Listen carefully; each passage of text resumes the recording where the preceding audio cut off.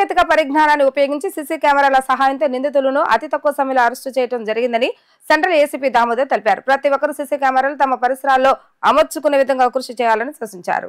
Veterinary కాలనీలో జరిగిన హత్య కేసును పోలీసులు ఛేదించారు. సెంట్రల్ ఏసీపీ దామోదర్ తెలిపిన వివరాల మేరకు ఖమ్మంకు చెందిన మంగ కేర్ టేకర్ గా పనిచేస్తుంది. తన భర్త ఉపేందర్ సహాయంతో రామారావును హత్య చేసినట్లుగా వెల్లడించారు. మంగ ఉపేందర్ రెడ్డి రామారావు కళ్ళల్లో కారం చల్లి దిండుతో అదిమి చంపేస్తారన్నారు. అనంతరం రామారావును హత్య చేసిన అనంతరం బీరువాలో ఉన్న డబ్బు, హ్యాండ్ బ్యాగ్ తీసుకుని పారిపోయారన్నారు. ఇంట్లో ఉన్న బంగారు, నగదు కోసమే హత్య చేసిందని చెప్పారు. సాంకేతిక పరిజ్ఞానంతో నిందితులను అరెస్టు చేశామన్నారు. మంగకు గతంలో 2 పెళ్లిళ్లయ్యాయని, మొదటి భర్తతో పిల్లలు పుట్టారన్నారు. మోజో యాప్లో పరిచయంతో ఉపేందర్ రెడ్డిని పెళ్లి చేసుకుందని, గతంలో వీరిపై ఎలాంటి కేసులు లేవని ఏసీపీ వివరించారు. అనంతరం వారిని రిమాండ్కు తరలించారు.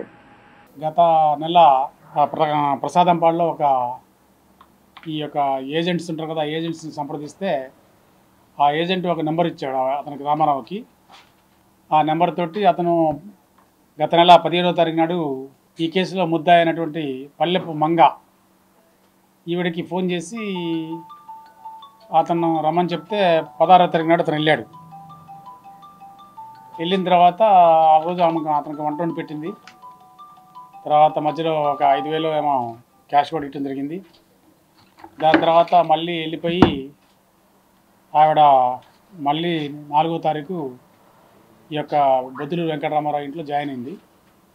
జాయిన్ అయిన తర్వాత మరలా ఇవాళ రన్ అవుతామన్నారు. తర్వాత కూతురు కూడా వచ్చింది. కూతురు ఒక 3 రోజులు ఉంది.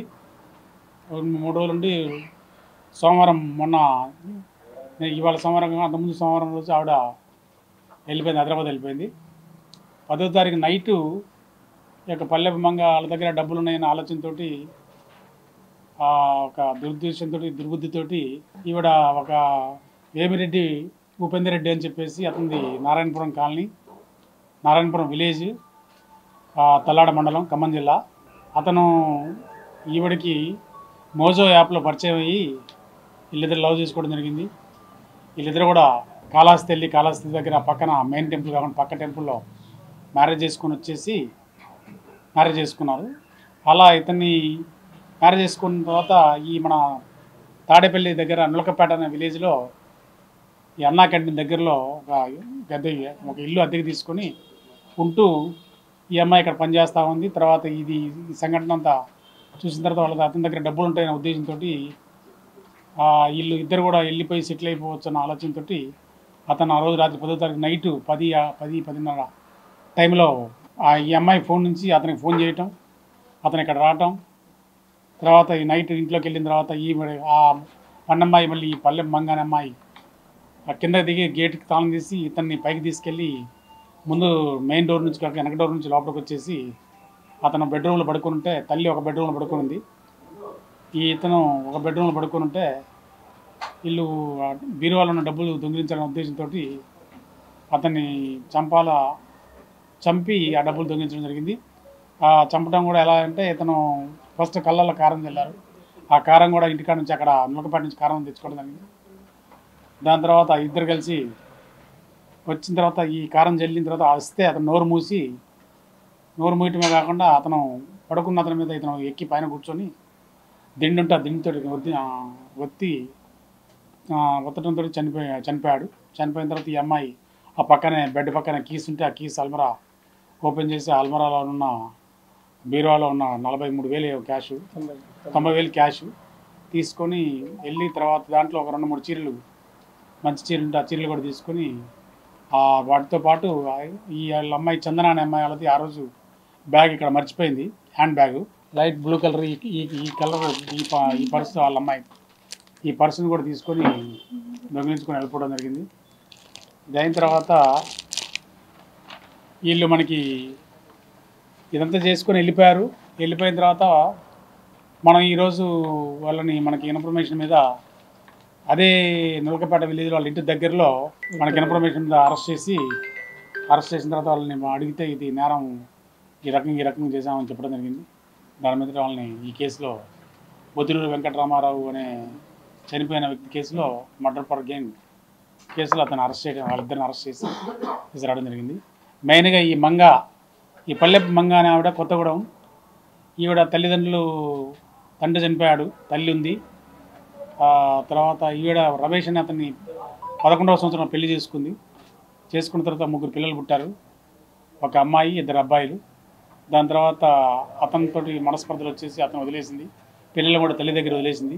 దాని తర్వాత వచ్చేసి కొద్ది రోజులు సింగనగర్లో, కొద్ది రోజులు పైపుల్ రోడ్లో, కొద్ది రోజులు హైదరాబాద్ ఎల్బీ నగర్లో మళ్ళీ కేర్ టేకర్గా పనిచేస్తూ ఉండి ఎల్లో ఒక యాప్ తోటి ఒక వ్యక్తి రాజు అనే ఒక వ్యక్తి పరిచయం అయ్యి సిద్దిపేట అతను ఏం పల్లి తంగల్పల్లి అంటే నథింగ్ అడే మా సిద్దిపేటలోనే అతన్ని లవ్ చేసి పెళ్లి చేసుకుంది.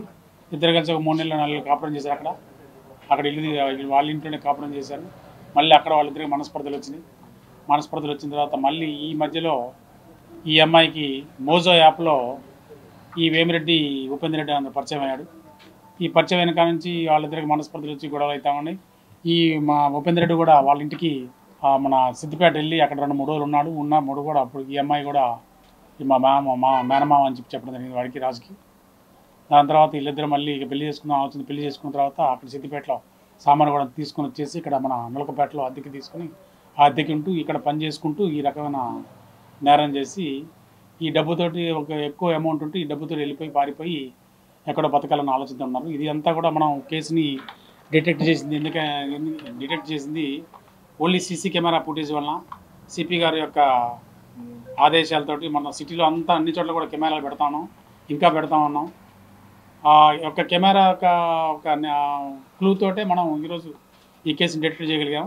కాబట్టి ప్రజలందరూ కూడా, విజయవాడ సిటీ ప్రజలందరూ కూడా ప్రతి ఒక్క ఇంటికి, ప్రతి ఒక్క అపార్ట్మెంట్కి రోడ్ ఫేసింగ్తో కవర్ అయ్యేటట్టు, రోడ్ ఫేసింగ్లో 2 కెమెరాలు కవర్ అయ్యేటట్టు పెట్టుకుని ఇంటి వైపు, ఇంటి దగ్గర ప్లస్ అపార్ట్మెంట్లో సీసీ కెమెరాలు పెట్టుకోవాలని చెప్పేసి మనకి యొక్క మర్డర్ కేసు ఒకటనే కాదు. మనం రీసెంట్గా మీరు చూసుంటారు, పడమట్లో ఒక మర్డర్ కేసు ఆటోనగర్లో అయింది. అది 100% సీసీ ఫుటేజ్ వల్లనే ఈవినింగ్ 6 o'clock తెల్లారి మార్నింగ్ 5:30కి మనిషి డిటెక్టివ్ మధ్యాహ్నం కూడా పట్టుకొచ్చాము.